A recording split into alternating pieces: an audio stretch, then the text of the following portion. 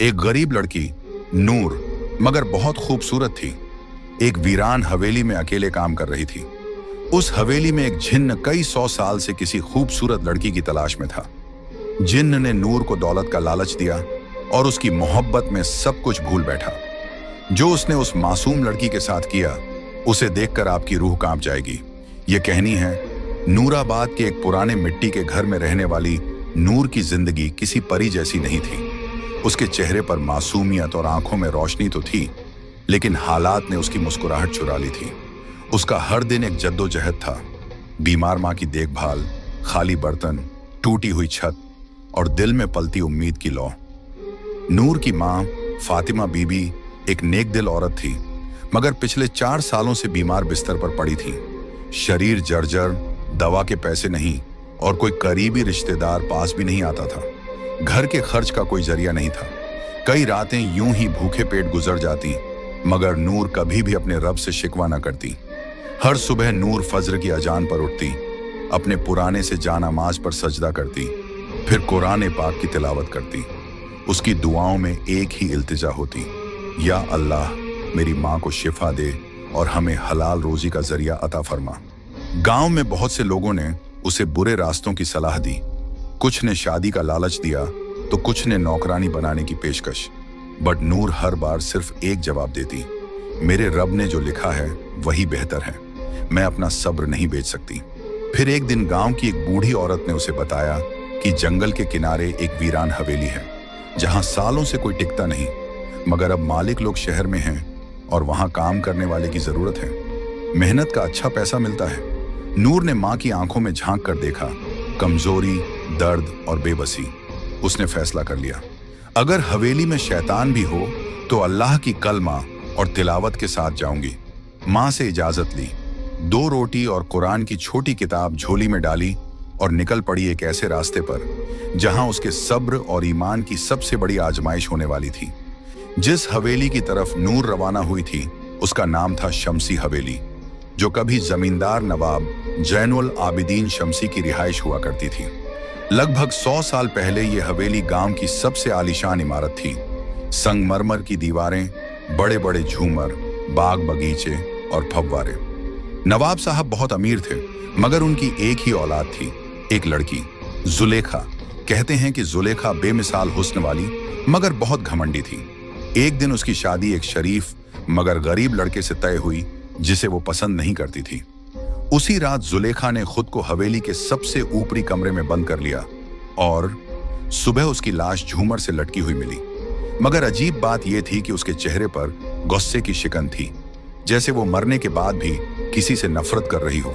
उसके बाद उस हवेली में अजीब घटनाएं होने लगी। नौकर चाकर गायब होने लगे, कुछ पागल हो गए, कुछ बड़बड़ाते हुए जंगलों में भटकते पाए गए। गांव के बुजुर्ग बताते हैं कि हवेली की दीवारों में किसी ने काले इल्म का सहारा लेकर जिन्नात को कैद किया था, जो अब आजाद घूमते हैं। कई लोगों ने दावा किया कि रात के वक्त हवेली से किसी लड़की की रोने की आवाजें आती हैं। कुछ ने झरोकों से किसी सफेद लिबास वाली औरत को देखे जाने की बात कही। गांव में बच्चे हवेली के पास जाने से डरते थे और बड़े लोग दूर से ही सलाम करके गुजरते थे। कहते हैं जो भी वहां काम करने गया ज्यादा दिन नहीं टिक सका।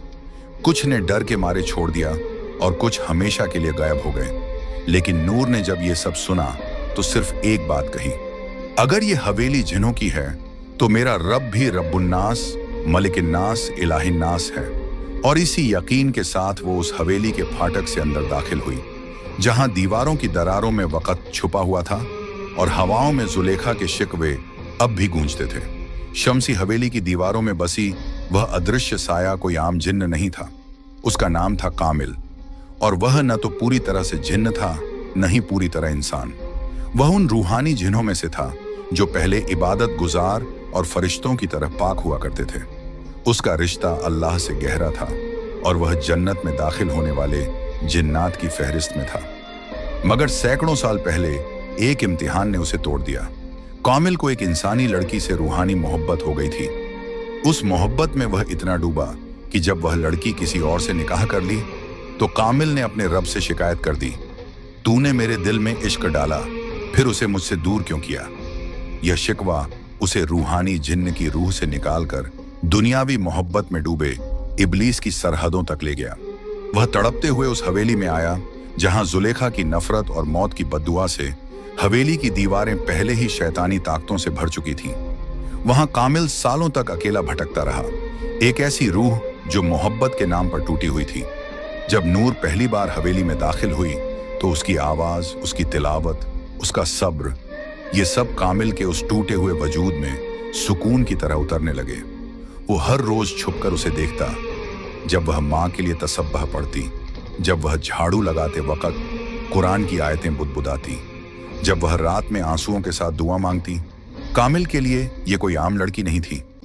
ये मोहब्बत जिस्मानी नहीं थी, बल्कि उसके रूह के उस खाली हिस्से को भर रही थी जो सदियों से तन्हा था।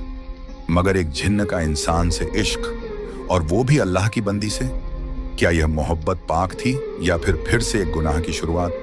कामिल खुद इस उलझन में फंसा हुआ था, मगर इस बार वो मोहब्बत को पाने के लिए हर हद पार करने को तैयार था। मगर नूर के लिए नहीं, बल्कि खुद को मुकम्मल महसूस करने के लिए।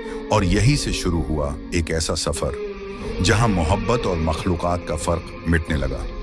शमसी हवेली में नूर को आए कुछ ही दिन हुए थे, लेकिन कामिल की दीवानगी हर रोज बढ़ रही थी। वो हर लम्हा उसे देखता, उसके आसपास रहता, मगर दिखाई कभी ना देता। उसके इश्क का तरीका अजीब था, नूर को डराना नहीं, बल्कि मोहब्बत और राहत के जरिए झुकाना। एक रात जब नूर माँ की दवाई खरीदने के लिए रो रही थी, तभी अलमारी का दरवाजा अपने आप खुला और एक थैली जमीन पर गिरी। उसमें सोने के सिक्के थे। नूर सहम गई। वो समझ गई कि यह इंसानी करम नहीं। डरते हुए कुरान की तिलावत शुरू कर दी, मगर सिक्के वहीं पड़े रहे। उसी रात उसे सपने में एक आवाज आई, ये तेरे लिए है नूर, बस तेरा हाँ चाहिए। तुझे और तेरी माँ को जिंदगी भर कोई तकलीफ नहीं होगी। नूर की आंखें खुलीं और उसने उसी वक्त सजदा किया, या रब्बी, मुझे तेरा दिया हुआ सब्र और फक्र ही काफी है। मुझे किसी नजरी हिफाजत की जरूरत नहीं। मुझे तेरा सहारा चाहिए, न कि किसी जिन्न का एहसान। अगले दिन हवेली की दीवारें महकने लगी। बिस्तर पर रेशमी चादरें, टेबल पर गुलाब और माँ की दवाइयाँ खुद ब खुद आ गईं। नूर ने सब कुछ हटाया, कुरान की सूरह बकराह की तिलावत की और सख्ती से कहा, अगर ये सब किसी छुपे मखलूकन की तरफ से है तो सुन ले, मैं अल्लाह की बंदी हूँ, किसी और की नहीं। ये पहली बार था जब कामिल को किसी इंसान ने इतने सब्र, यकीन और खुददारी से इनकार किया। वह तिलमिला गया, मगर नूर की दुआओं की ताकत से पीछे हट गया। उस रात नूर ने माँ के पैरों पर हाथ रखकर दुआ मांगी, या अल्लाह, तू गरीबों का मददगार है, तू मेरा और मेरी माँ का भी रब है। अगर तू चाहे तो बिना किसी जिन्न या इंसान के मेरी मुश्किलें दूर कर सकता है। अगली सुबह गांव के एक भले इंसान हाफिज इब्राहिम साहब अचानक हवेली आए और बोले, बेटी, दिल में अजीब खिंचाव महसूस हुआ। लगा कि किसी पाक रूह को मदद की जरूरत है। नूर की आंखों में आंसू आ गए। कामिल देख रहा था और अब उसकी मोहब्बत को एक नई चुनौती मिल चुकी थी, नूर का अल्लाह पर अटूट यकीन। हाफिज इब्राहिम जब हवेली पहुंचे तो नूर ने उन्हें पूरी बात बताई। सोने की थैली, सपनों में आवाजें, रेशमी चादरें और माँ की दवाइयाँ। हाफिज साहब गहरी सांस लेते हुए बोले, बेटी नूर, तू जिस इम्तिहान से गुजर रही है वो सिर्फ तेरी नहीं, हर उस मोमिन की कहानी है जो तवक्कुल का असली मतलब नहीं समझता। याद रखो, जो अल्लाह पर भरोसा करता है, अल्लाह उसके लिए काफी है।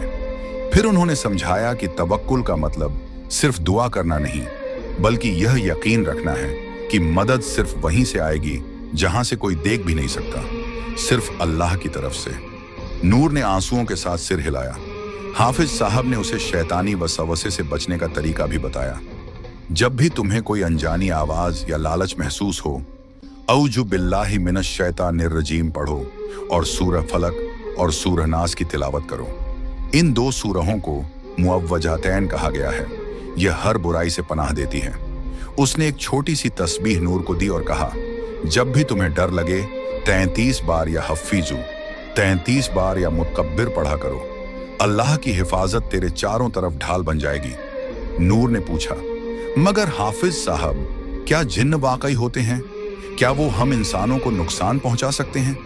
हाफिज साहब मुस्कुराए और बोले, हाँ, जिन्न का वजूद कुरान से साबित है। सूरह अल जिन्न पूरी की पूरी जिन्हों के बारे में है। नबी पाक ने भी जिन्हों को दावत दी थी और उन्हें कुरान सुनाया था। मगर जो जिन्न शैतान की राह पर होते हैं वो इंसानों को वसफ से और धोखे से गुमराह करते हैं। फिर उन्होंने हदीस सुनाई, शैतान इंसान की रगों में खून की तरह दौड़ता है, मगर जिक्रुल्लाह उस शैतान को निकाल देता है। उस दिन के बाद नूर ने हवेली के हर कमरे में सूरह बकरह की तिलावत शुरू कर दी। कामिल हर रोज